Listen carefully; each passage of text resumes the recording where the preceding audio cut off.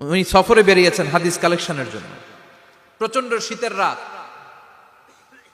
উনি মাগরিবের নামাজ, এশারের নামাজ পড়ে একটা মসজিদে শুয়ে পড়লেন, আর শুয়ে শুয়ে হাদিস পড়তেছেন। কি পড়তেছেন? কথা বলেন। আর মনে মনে ভাবলেন রাতটা মসজিদে কাটায় দেই, ফজরের নামাজ পড়ে আবার বেরোবো। কিন্তু দারোয়ান এসে বলে মসজিদে থাকতে পারবেন না, ওঠেন। দারোয়ান আছে না, কথা কন। আহমদ ইবনে হাম্বল বললেন আমি শুধু রাতটা থাকতে চাই, আমি তো ফজরেরও মুসল্লি, ফজর নামাজ পড়বো তো এই মসজিদে, আমার থাকতে দাও। দারোয়ান তো দেয় না, কেন? মসজিদে থাকার জায়গা না, যান মিয়া। উনি যে আহমদ ইবনে হাম্বল এটা চিনে নাই, থাকতে দেয় না। কি করবে এখন? উনি কাঁথা গুছিয়ে হাদিসের কিতাব নিয়ে কাঁধের মধ্যে ব্যাগ নিয়ে মসজিদ থেকে বেরোয় গেলেন। কি আর করবেন, প্রচন্ড শীত, আর কাঁপতেছেন, বুড়ো মানুষ। পথিমধ্যে দেখলেন বাজার, বাজার একজন খাব্বাজ, শাবুন খাব্বাজ, যুবক রুটি বিক্রেতা। সে রুটি বিক্রি করে, চুলার মধ্যে রুটি সেকে। সে যে সালাম দিল আসসালামু আলাইকুম, যুবক বলে ওয়ালাইকুম আসসালাম। আহমদ ইবনে হাম্বল বলে যুবক আমার যাওয়ার জায়গা নেই, সফরে বেরিয়েছি, খুব শীতে কষ্ট পাচ্ছি, রাতে যদি তোমার এই চুলা থেকে একটু আগুন পোহাই কোনো সমস্যা? যুবক বলে না না সমস্যা না, আহলান ওয়া সাহলান, খোশ আমদেদ, আসেন আসেন, আপনি আগুন পোহাইলে আমার সমস্যা কি? সুবহানাল্লাহ পড়েন। আল্লাহ শুকরিয়া করে উনি বসলেন আর আগুন পোহাচ্ছেন। আর খেয়াল করলেন যুবক রুটি বানায় আর পরে আস্তাগফিরুল্লাহ, রুটির দলা বানায় পরে আস্তাগফিরুল্লাহ, খামির বানায় আর পরে আস্তাগফিরুল্লাহ, রুটি নিয়ে উনুনের ভিতরে চুলার ভিতরে সেকা দেয় আর পরে আস্তাগফিরুল্লাহ। দোকানদারের কাছে কেউ আসলেই সে রুটি দেয় আর পরে আস্তাগফিরুল্লাহ। ক্রেতার কাছ থেকে টাকা নিয়ে ক্যাশ বক্সে রাখে আর কি পড়ে? আবার রুটি বানানো শুরু করে আর কি পড়ে? খালি এইটাই পড়তেছে। ইমাম আহমদ ইবনে হাম্বল তো অবাক, কিরে এটা আবার কেমন যুবক, খালি আস্তাগফিরুল্লাহ। উনি প্রশ্ন করলেন যুবক ঘটনা কি? আসার পর থেকেই তোমার দেখতেছি তুমি রুটি বানাও, রুটি বিক্রি করো আর পড়ো আস্তাগফিরুল্লাহ, মালাকা ইয়া শাবাব। যুবক বলে আস্তাগফিরুল্লাহ আমার সবচেয়ে বেশি পছন্দের আমল, আমি সব সময় আঠার মতো ইস্তেগফারের সাথে লেগে থাকি আর সব সময় পড়তে থাকি আস্তাগফিরুল্লাহ, আর এর বদৌলতে আল্লাহ আমারে মুস্তাজাবুদ দাওয়া বানিয়ে দিয়েছে। আহমদ ইবনে হাম্বল তো অবাক, আনতা মুস্তাজাবুদ দাওয়া, তুমি মুস্তাজাবুদ দাওয়া, রুটিওয়ালা। আমি এত বছর হাদিস পড়াই, আমিও তো মুস্তাজাবুদ দাওয়া না, আর তুমি রুটি বেচো বাজারে, তুমি মুস্তাজাবুদ দাওয়া, তুমি দোয়া করলে সব কবুল হয়ে যায়। যুবক বলে না আনা মুস্তাজাবুদ দাওয়া, আমি আমার জীবনে যত দোয়া করেছি কবুল করে নিয়েছে কে? সব দোয়া কবুল করে নিয়েছে আল্লাহ, একটা দোয়া ছাড়া। কয়টা? আহমদ ইবনে হাম্বলের কৌতূহল, কিউরিয়াসিটি আরো বেড়ে গেল। কি? সব দোয়া কবুল হয়েছে, একটা দোয়া ছাড়া। মা যালিকা দুআ ইয়া শাব, কি সেই দোয়া? যুবক এবার বলতে শুরু করলো আমার জীবনে যে দোয়াটা আল্লাহ কবুল করে নাই সেটা হচ্ছে আমি আল্লাহর কাছে অনেক চেয়েছি, অনেক দোয়া করেছি যে আল্লাহ, শুনেছি এই জামানার সবচেয়ে বড় মুহাদ্দিস, তার নাম নাকি ইমাম আহমদ ইবনে হাম্বল। আল্লাহ তোমার কাছে আমার চাওয়া আমি যেন এই ইমাম আহমদ ইবনে হাম্বলরে দেখে মরতে পারি, আমি যেন ইমাম আহমদ ইবনে হাম্বলের হাতে হাত রেখে মুসাফা করতে পারি আর তার কপালে একটা চুমু এঁকে দিতে পারি।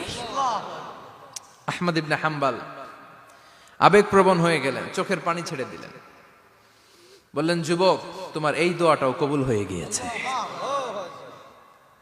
আহমদ ইবনে হাম্বলের দেখা আর সাক্ষাৎ পাওয়ার জন্য আহমদ ইবনে হাম্বলের বাড়িতে তোমার যাওয়ার দরকার নাই, আহমদ ইবনে হাম্বল তোমার দরবারে ছুটে এসেছে।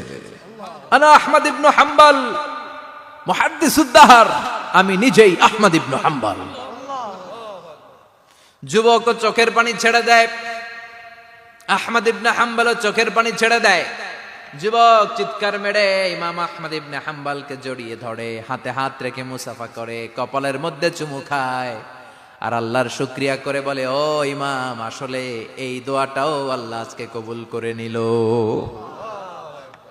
বিশ্বাস হয়? সবসময় ইস্তেগফার পড়লে আপনার দোয়াগুলোর এইভাবে কবুল করে নিবে কে? এই পাঁচটা জিনিস পাবেন সবসময় যদি ইস্তেগফারের সাথে লেগে থাকেন। রাজি আছেন তো? এজন্য বিশ্বনবী সব সময় নামাজে সালাম ফিরানোর পরে পড়তেন আস্তাগফিরুল্লাহ। কি পড়তেন?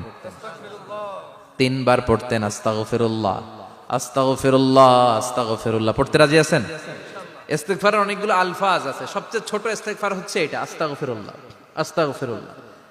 আরো আছে আস্তাগফিরুল্লাহ আল্লাযী লা ইলাহা ইল্লা হুয়াল হাইয়ুল কাইয়্যুম আতুবু ইলাইহি, বিশ্বনবী বলেন এই ইস্তেগফারটা যদি কেউ পড়ে, আত-তাওয়াল্লি মিন ইয়াউমিজ যাহাফ, যুদ্ধের ময়দান থেকে পালিয়ে আসা কবিরা গুনাহ। কি গুনাহ? কাফেরদের সাথে যুদ্ধ, আমি তাগড়া যুবক, তলোয়ার নিয়ে নেমেছি, আমার দেহের এক ফোঁটা রক্ত থাকা পর্যন্ত আমি যুদ্ধ চালিয়ে যাব, আমি ফিরে আসতে পারবো না, আইনটা কার? ফিরে আসলে কবিরা গুনাহ।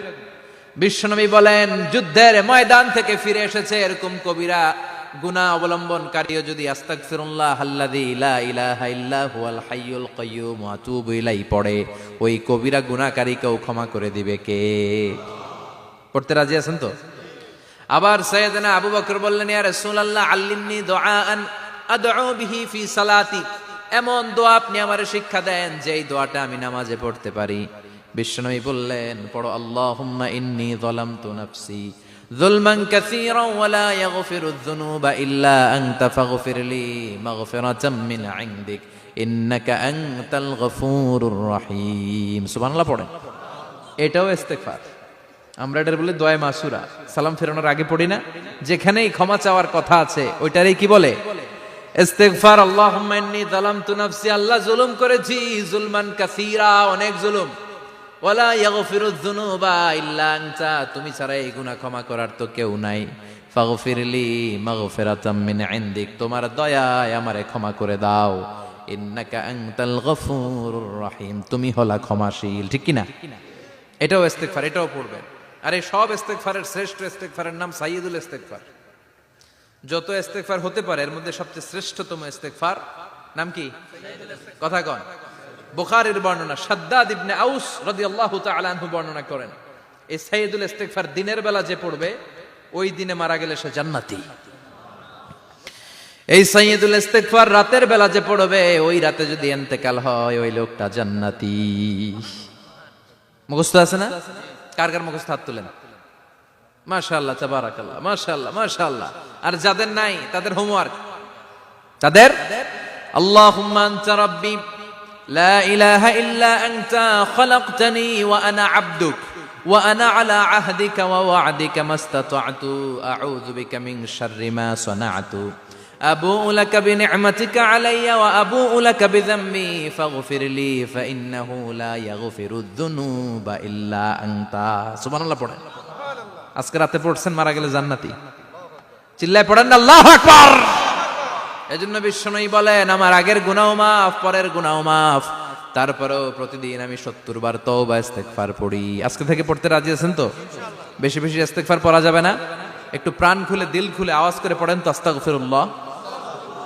আর জোরে পড়েন আস্তাগফিরুল্লাহ। আবার সবাই পড়েন আস্তাগফিরুল্লাহ। সব সময় তওবা ইস্তেগফার যারা পড়ে তাদেরকে পছন্দ করে কে?